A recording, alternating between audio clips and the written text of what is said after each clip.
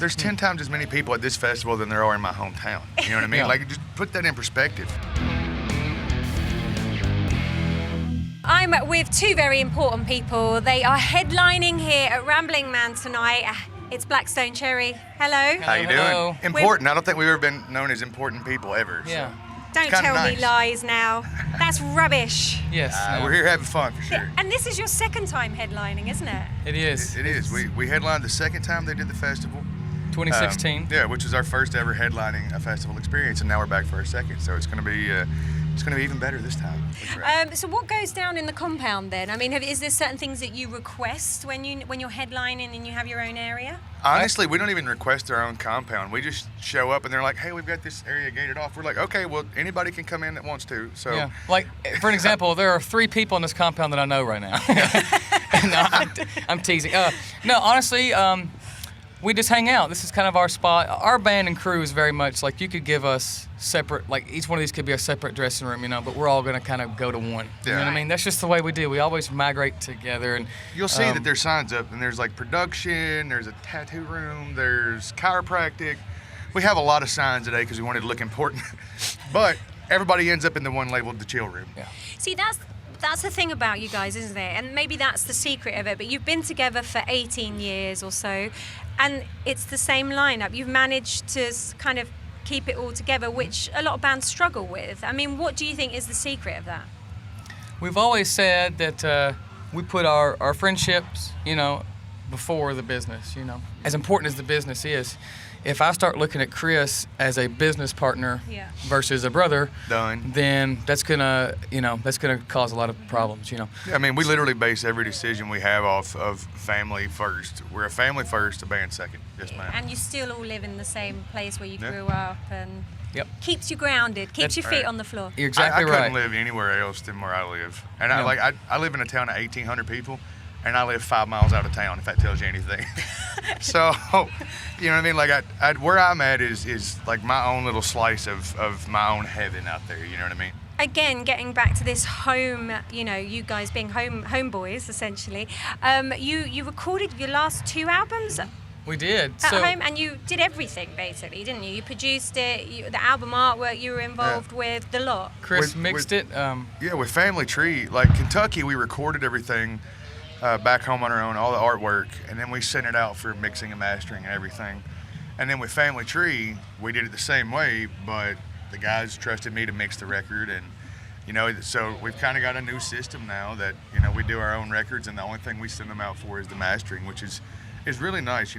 I had a person in an interview ask me a while back. They said, "What would you say to bands trying to find producers?" Yeah. And I said I would tell them not to. Just do it yourself. Honestly, do it yourself. I would rather hear what the bands have to do. And to us today, we're making the best music we ever have because we're allowed to do that now. And it's absolutely amazing for us. For me, you went in a bit of a different direction with Black to Blues, Yes. and it was more bluesy, obviously. Yeah.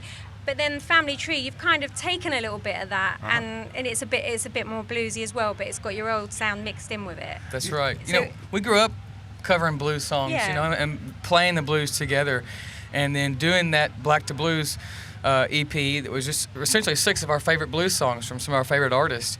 That really inspired the writing for Family Tree. It got us back into playing that old stuff, and we said, wait a second, this is what we do really well. We think anyway. Yeah.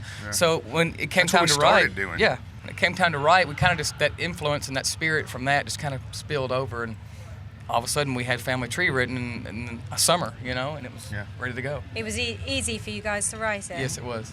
And you got Warren Haynes on it as well. That is my favourite track on the album. thank it's you. incredible. Warren, that was something that was amazing. So last time we were at Ramblin Man, Warren was going to jam with us. He was going to come up and play with us, and we just couldn't figure it out logistically. And so you fast forward just a little bit, and we reached out and we were like, "Hey man," he was going to jam with us live. Let's see if he'd be on the record, And sure enough, he really, really liked the song and was all about it. And I remember I got the files back whenever Warren and the studio engineer sent them to me, and I remember bringing them up and soloing them, and literally just having a tear come out because I'm like, "That's friggin' Warren Haynes." Yeah. Yeah.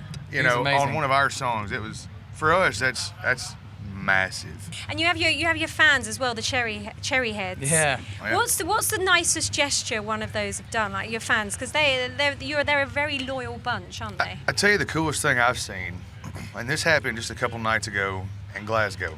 There's a guy named Stephen Hanna that they call Mayor Cherry, right? Like, so that the Cherry Head page kind of just took off on its own, right? We had nothing to do with it.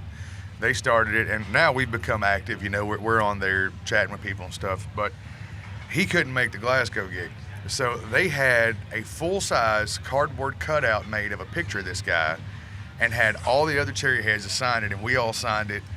And when you just look at a community that is revolving around our bands, to me, that shows you that the kind of people that this whole community is. You know what I mean? And the one thing we ask the crowd at the end of the night every night is just to be kind to one another. You know, life's too short for anything else. There's too much negativity in the world.